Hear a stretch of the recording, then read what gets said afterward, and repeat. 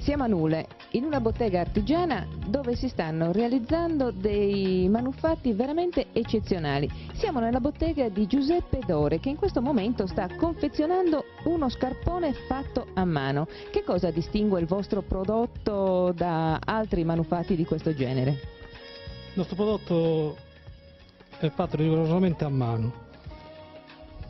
È fatto a mano con lami eccezionali. Eccezionali, sì. Ecco, quanto costa uno scarpone di questo genere? Costa 110 euro. E quante ore di lavoro corrono? Da 10 a 12 ore al giorno. Che cosa fate oltre agli scarponi?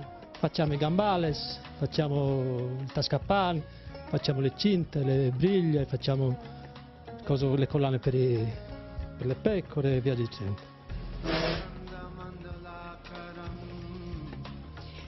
A Nule la tradizione di conciare la pelle e fare manufatti in pelle è arrivata alla terza generazione. Al mio fianco Franco Campus. Ecco, che cosa sta facendo in questo momento?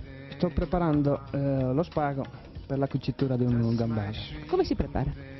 Si prepara, prima si utilizzano i fili, lo spago cervo e poi si deve impezzinare. Cosa vuol dire spago cervo?